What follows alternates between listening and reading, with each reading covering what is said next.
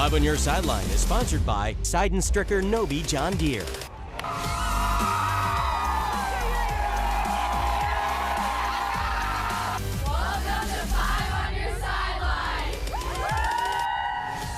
Hello everyone and welcome into 5 on Your Sideline. I'm Ahmad Hicks and it's about to get serious around here in St. Louis. Playoffs are on deck next week and we got a good tune-up tonight. We do, Ahmad. I'm Corey Miller and it's almost winter go home time, but we got some good stuff here tonight and I finally get to anchor with you. Let's rock So I know out. we're going to have some fun. Absolutely. Take away the highlights. Let's rock out, why don't we? CBC in Edwardsville, some Illinois versus Missouri action. It seems like every week Patrick Heidart and Jeremiah McClellan connect for a score. Tonight, nothing different. They will get rolling, but the Tigers will give them all they had. Jake Gary to Ios Epineza. The Epinezas continue to shine at Edwardsville. You know that name, right? But unfortunately, that wouldn't be enough as the Cadets finish off the regular season with a 48-21 win. Let's go to Eureka, hosting Kirkwood. Best game of the night here. It was all, Ahmad likes to hear that. It was all Wildcats early, though. One of the best backs in Eureka history, Kevin Emanuel, long run here. He'd go on to score on the next play.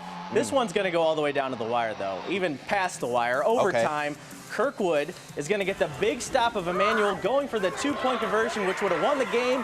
Pioneers get that huge win over Eureka. Ahmad loves that, 30-29. Hail Kirkwood, play the fight song. Up next, the Melville Panthers on the road taking on our rival Webster Groves. The Statesmen winless this season, and the Panthers were trying to keep it that way. Josh Everding rolls right, and Mark West says, thank you, I'll take those. Big-time catch. That would set up his teammate Eric Omer as he follows his blockers right across the goal line as Melville would win in a shutout, 27-0. Only a few undefeated teams remain in our area, with one coming from Breeze, Illinois. Our Hannah Yates shows us why football is about more than just a game for the modern-day Knights and why family is everything. All right, how about we hit the sidelines again? Parkway North hosting Jamarion Wayne and his Parkway West Longhorns. First quarter when Gannon Snyder would roll out and then he finds the Mizzou commit. Here goes Wayne for the first score of the game. He would tally two more later in this one. But on the ensuing kickoff, the Vikings' Monte Weaver, he would field the kick return and he gets a little busy. One more block and he would have been gone for 6 points. Not enough, though. The Vikings would drop this one by a final of 36-15. I'm not tackling Jamarion Wayne, I'll tell you that. Undefeated Rockwood Summit hosting Riverview Gardens. Second play, Mason Brown. Little toss to Samuel Vu. He gets outside. That's going to go for 6. Later on, it's going to be Elijah Stevens. He's going to get the carry, and he's going to go right through Riverview Gardens, zigging and zagging all the way for a touchdown. Another touchdown. Summit gets the big win, 57-0. They cap off the first undefeated regular season in program history. Shout out to the Falcons. Francis Howell making the long trip to Columbia, but it's short if you ask Corey. He's a Mizzou guy. Taking on Rockbridge. Great play here. Booker Simmons finds Jude James in the end zone for the score, and the wonderful grab. Howell was great on defense as well tonight. Nice tackle coming up from Caleb Miller as the Vikings, they roll Rockbridge 33-0. Stick around, we're going in depth with the best recruit in the area, Luther Burden III, to take a closer look at his dominance he'll be bringing to Mizzou. And we got some more local highlights on deck as well.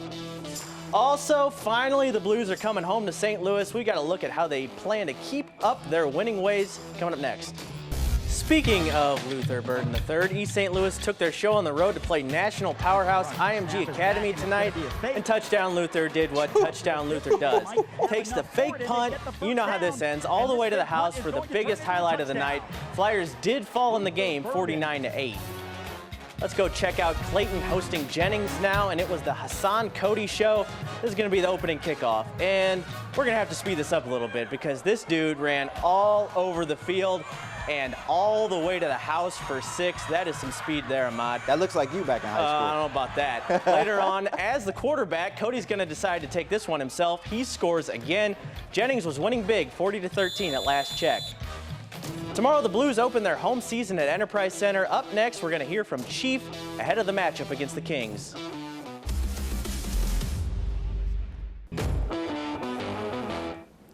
Tomorrow, the Blues finally get to play their first home game of the season at Enterprise Center. They return to St. Louis a sparkling 3-0 with a perfect West Coast road trip.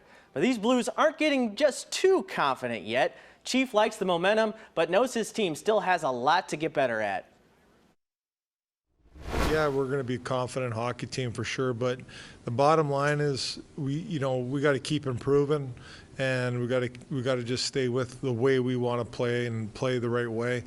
That's the process, and you got to just keep pounding away at it. We got to, as coaches, we got to keep pounding our players, keep getting them in, and keep getting it into them, because it can go the other way. You can't take anything for granted. Nope. Tell you what, Ahmad, it's only 3 games, but I'm getting a little bit of 2019 Thinking vibe. about Stanley Cup? Nah, I don't want to get too ahead of myself, but it's good so far. Slow your horses. I'll slow my horses. We have a long season. That'll do it for 5 on Your Sideline. That's Corey Miller. I'm Ahmad Hicks. We will see you all next Friday. Have a great weekend.